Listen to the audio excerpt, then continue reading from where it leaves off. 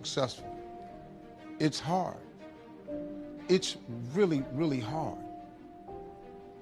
Go in understanding that. Most people go in with the wrong attitude. I'm gonna just go do this. It's easy. No, it's hard. Expect challenges to come, setbacks to come, trials to come, hardship. It's hard. It's hard to be successful. But let me tell you something else though. I've not been successful. And you know what? That's hard too. And you know the thing about not being successful and the hard part of it is, you don't have options with that hard. You can't decide, okay, well, I'm gonna take a vacation, give me a break, or I'm gonna go down here and I'm gonna buy me an outfit, make me feel better, or I'm gonna eat at a different restaurant tonight because I'm tired of that. Being successful creates options for you. When you're not successful, it's hard. When you're successful, it's hard. So you have to make a conscious decision. Which one of these hards do I want? Do I want the hard with options, or do I want the hard without options? Do I want the hard with some upside, or do I want the hard that leads to nowhere? And that decision for me becomes quite simple. I'm gonna take the hard with some upside, because success is really hard, man. It really is, and it's daunting. That's why most people stop. Everybody has that moment where you have to decide, am I gonna go through or I'm gonna quit? The sad part about it is, the average person on the way to their dream quits. Before God's package arrives. See, here's the deal.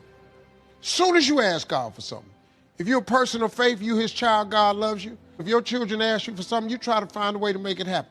Well, God ain't got to try to find a way. He can just make it happen. You have no idea how many boxes you have stored up in heaven with your name on it because you lost faith. What I do is I always ask God to send me everything I lost faith for. I always ask that. And then make me humble myself and remember what I asked for and get back in faith. All you got to do is stay in faith. You have to believe. You can't run 50K without some faith. 15, 20, 26. It's too many moments you can give up. You got to stay there. You ain't gonna become Mr. Universe. It's not happening, man. You're not getting no TV show. You're not gonna become the head of the company. You're not gonna get the supervisor position. You're not gonna own the sugarcane farm. You ain't gonna own it, dog. You can be one of the workers there, but you're not finna be that dude that do the hiring. You're not finna be that dude if you don't stay in faith and come to work. See, I lost a lot, but I lost my fear of failure. Michael Jordan, in his life, has taken 946 game-winning shots. Michael Jordan ain't made but 123 of them. But they don't write about the losses. They write about all of them that went in. His last game against Utah, and he hit that jumper. That's all you see. He didn't do that but 123 times. He missed 800 sometimes. But he wasn't afraid to take game-winning shot. You just gotta lose your fear of failure. Failing is part of the process. You got to train to run a long way. You can't just go get in the first competition, your ass win. I lost my first comedy competition I ever got in. $10,000 out here in LA.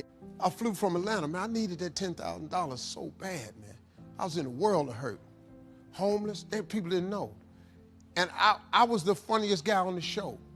The guy that run the comedy club, Eric, came up behind me when they was about to announce the winner, said, "Congratulations, man, you won this thing." See, that's a clue. Because I needed this $10,000. I ain't never had $10,000. They announced the winner, Rocky LaPorte, comedian from Chicago.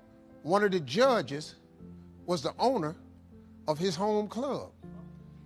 I couldn't have beat this dude no kind of way. He came up to me and said, "I know you thought you was gonna win, but I got your ass." You ain't even never heard of Rocky LaPorte, have you? You got who ass?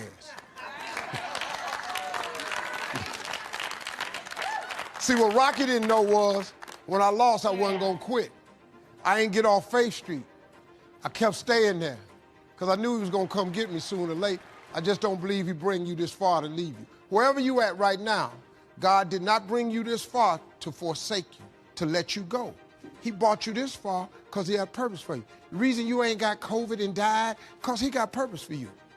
The reason you still here, because he got purpose for you. If when God is through with you, you won't wake up no more. But as long as he wakes you up, that's a sure sign that God got something else for you he ain't gave to you yet.